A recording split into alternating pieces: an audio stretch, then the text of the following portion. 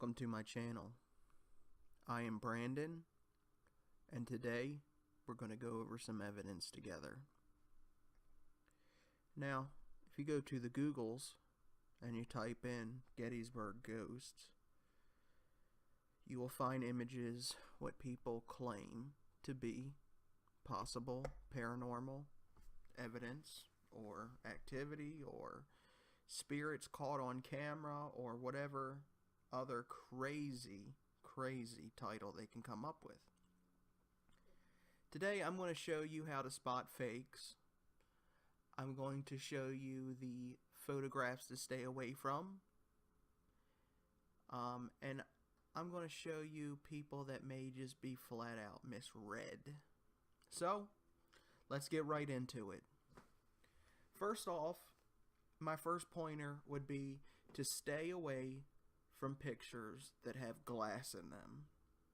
If you look at the picture on the screen now, you will see a house that has glass in it, windows, and inside behind the glass you also have lights. And on top of the lights you have another light outside projecting off of that. This picture was most likely taken with one of the many Gettysburg walking tours. So there's plenty of people in front of this building and they are all taking pictures. So, what am I saying? Reflective surfaces, stay away. This is most likely a reflection of something. It's so hard to prove or really feel good about claiming anything with glass in it to be paranormal. So my first tip to you would be to stay away from glass. Cool? Alright. Now we have a very popular picture that people take where there's like smoke or fog or something misting around them or around something. This particular photograph was taken at Sachs-Covered Bridge, which was a bridge used during the Battle of Gettysburg. There is a lot of paranormal stuff that happens at this bridge, and I personally have caught voices and you know, sounds of footsteps and things like that. But what I really want you to know about Sachs-Covered Bridge is that it is kind of a hangout for teenagers. They like to go there and smoke cigarettes and drink beer and things like that. So if you ever go there, you'll commonly see beer cans and you'll see cigarette butts and things like that. So it's very possible that this can just be cigarette smoke. Another possibility is that it is on the water, and where there's water, there's fog. There's nothing that shows in this particular picture a image or silhouette of a body or some type of energy formation in the form of an orb or lighting or anything like that. So this, like many others in other locations, you have to take into account that it could very well just be cigarette smoke, or if it's in a water area, fog.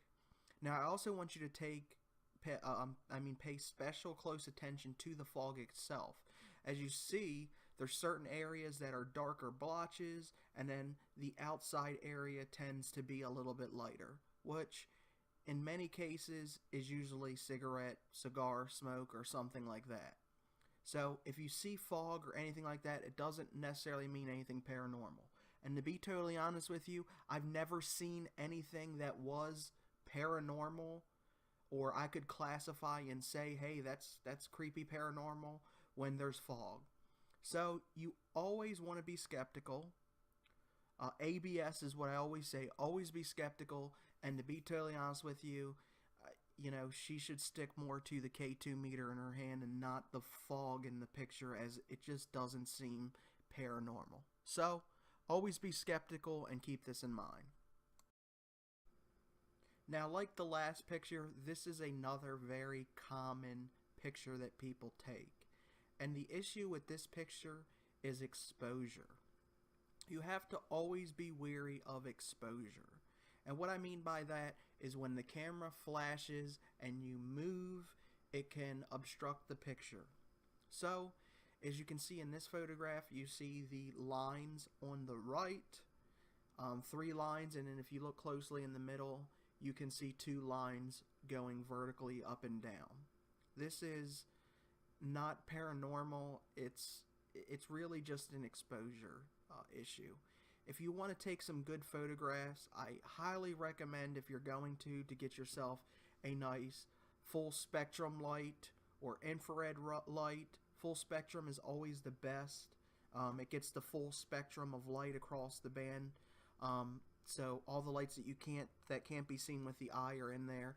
This is simply an exposure. You can see many streaks and things like that in photographs. It only takes a little porch light way in the background to even get this type of effect. Like it could not even be this fat in width of lines. It could just be a little bit of streak of a green or white or yellow light, and it's not paranormal. It's simply an exposure. So again, ABS, always be skeptical. This is not paranormal. It's simply an exposure issue with the camera. If you can, invest in a good full spectrum light or infrared light. But again, full spectrum is always the way to go. And just be wary, ABS, of these type of photographs. Okay, so now it's time to really kick into gear to the extreme fakes. This photograph I have up on the screen appears to be it's said to be a ghostly figure, again, at Sachs Bridge, to be walking across the bridge, and someone captured it in their very grainy, really poor resolution photo. Now, if you look at the image, it's not translucent. It's really a solid figure. You can't see any of the background through the figure. You see a little bit of light reflection on the kneecap and thigh area, and you just see perfect outline. You can see the perfect outline of a hand. This is another ABS situation. Always be skeptical. This can be easily explained. This can be easily recreated. It is in no way, in my opinion, paranormal whatsoever. I have seen things at Sachs Covered Bridge that appeared to be human figures that, could not be explained, could not be recreated. Unfortunately, this is not one of them. So always be skeptical of really grainy, low quality pictures. This could have quite possibly been filmed on a IR camera, but it's not good. This is not paranormal, in my opinion. It's just a really bad fake. It just looks like somebody took a picture of somebody walking across the bridge, and they decide to blow it up and mess up the quality of it to make it actually look paranormal. But it's not. Be careful, ABS, of these type of pictures. Okay, so at this point, some people are probably saying, this guy doesn't think anything's real. Well, you're right. 1 out of every 100 things I look at, I can't explain, and I feel that there is some paranormal validity to it. This is one of the pictures that I would say is a good capture. It's it's hard to explain this. Now, if you look at the right box, you can see a figure either standing up or kneeling. You can see the outline of the head and the shoulders down. In the box to the left, you can see the outline of a figure possibly kneeling down and pointing that direction. And the reason why I use this picture is because if you can see it, you can see it's completely translucent. There's nothing in nature that can really deter your eyes to make it you think it looks like an object. It seems like there's really something there that's affecting the image. So, in my opinion, this is a good example of something that could quite possibly be unnatural or paranormal because it just can't be explained. So this is a good capture, and these are the things to look for: the nice translucent, a nice outline, and things like that. If you see that doesn't look like anything in the background has been altered or something like that in Photoshop, even on the left, you can tell with all the leaves, you could really tell something was Photoshopped. So this is just a really good example. Okay, now finally let's talk about orbs. Now orbs are a headache in the paranormal field because it is the most commonly captured things. It's the most commonly captured in homes or outsides or things like that. This is a photograph that I have that I want to show you of what the characteristics of an orb should look like. Because many times it's just flashes of light, or it's little dust particles, or it's something like that. In this photograph you can see the biggest orb pictured.